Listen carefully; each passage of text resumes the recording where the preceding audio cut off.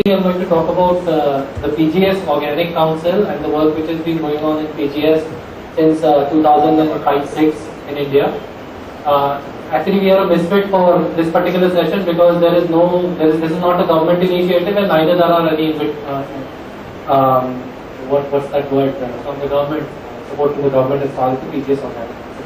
A little bit about the PGS Organic Council is the largest grouping of NGOs in India since the inception of PGS. We've been operating since April 2006, but we only got a chance to register ourselves as a society in 2011.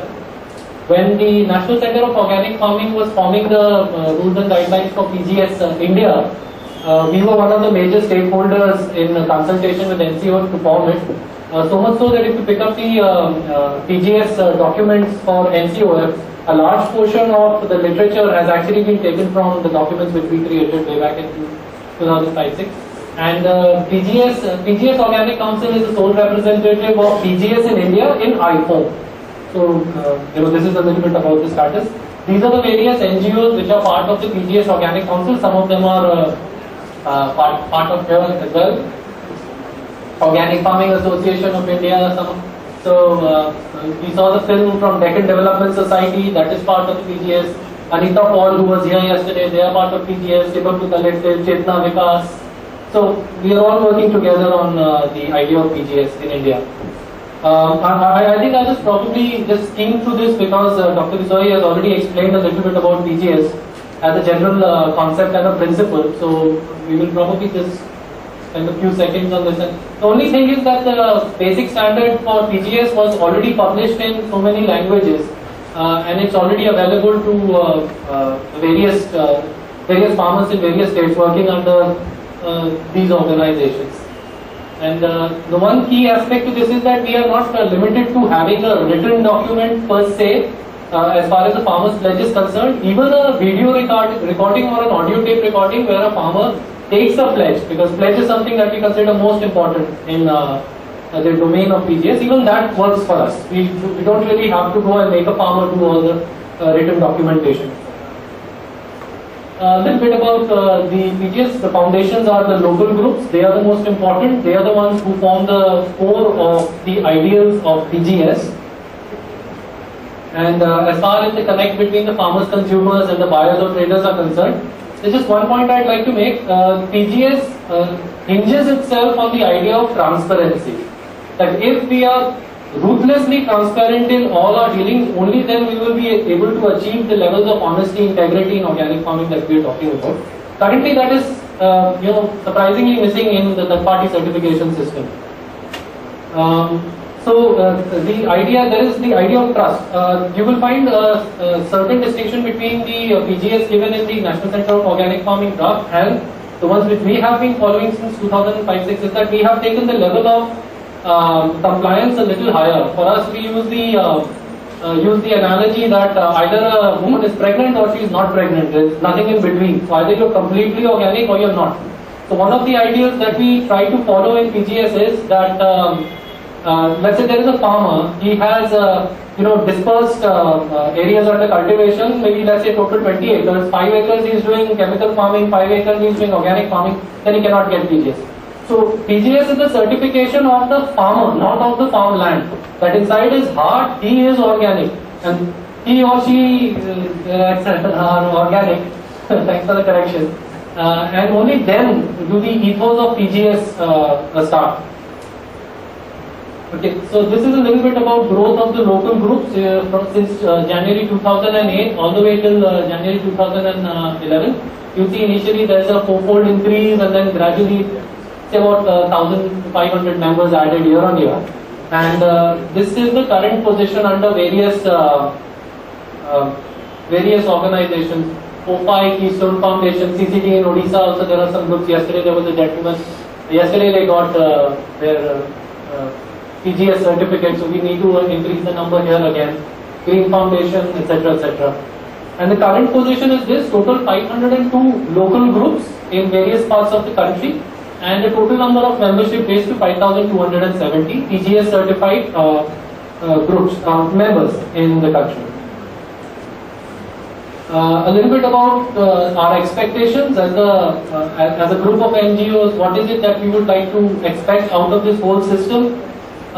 One key thing that we really like is that the resource persons who are responsible for a particular group, they themselves should be experienced organic farmers rather than just picking up any farmer, and because it's important who the leader is in trying to implement the ideals of PGS. Some of these are just general statements, so you can just go through them.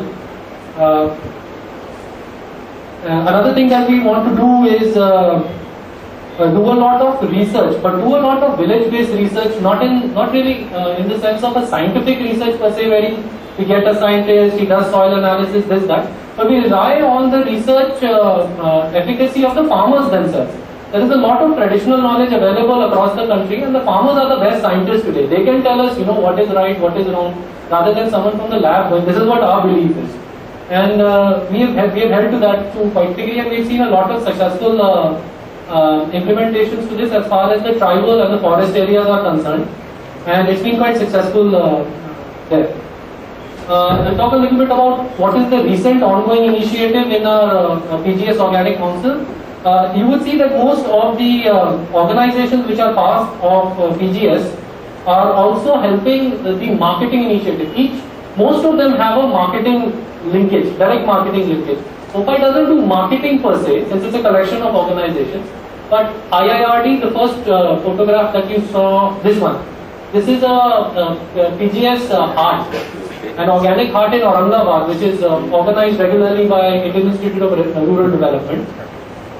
And similarly, there's Deccan Development Society. They have market linkages. Grassroots has market linkages. Timbuktu, Chetna Vikas, Green Foundation. Green Foundation works more on seeds and those kind of and more. All of these have market linkages. So since all of us have some manner or another of market access, we would want to create a collateral marketing platform. So we have these small little network of green shops across the country, sprinkled across the country, doing our own little thing. So we are trying to explore an opportunity where all of us can link up on a pan-Indian basis. So essentially the idea is that we need to, if we can explore, so this is just an experimental idea, if we can explore something that we deem like a spherical but a surplus supply chain, wherein if there are any natural surpluses available with one particular group which you would like to sell out, then you spherically try to send it out to the next possible neighboring closest PGS group and see if we can scale it on a pan-Indian basis. It's still work in progress. We will probably meet later during this month in Goa, I think on the 25th of August, and discuss and thrash out the details again. Another thing that we wanted to discuss is this idea of life agriculture as opposed to organic. Even on international forums, even with IFOAM, we are having these very strong discussions where we are trying to, if not reduce the impact, if not get rid of completely, but reduce the impact of using this word called organic. All of us use in India, we use Kshendriya Kheti, Jaivik Kheti, and all these terms that we have. Similarly, in most Asian countries, hardly people, when they talk amongst each other, they hardly use the word organic. They have their own local terms for this. And what we feel is that this word organic is very limited because it does not include all manners of sustainability in itself. So we would want to take it to a process wherein we recognize and respect the idea of life agriculture. When we say Jaivik Kheti, Kshendriya Kheti, all of it, this has to do with life. Whereas that word organic is a little dubious. So this is another thing that OPI in Hindi is called Sajiv Bharati Krishi Sangh. So and this is important. We are of the idea that small scale retail, large number of small scale retailers will probably be more efficient and should succeed than creating large behemoths. So this is one thing that we are banking upon. We are trying to create 1,000 brands, as opposed to what was spoken yesterday, that there cannot be many brands. We are not a believer in that. We think there can be many brands, and there is space for, and as many number of groups there are in India, that many brands can exist simultaneously. And some of the issues that we want to discuss is the one with FSSAI, and also improve our stakeholding with the National Center of Organic Farming and Regional Center of Organic Farming. This is the link of the various NGOs which are part of PGSOC. And thank you.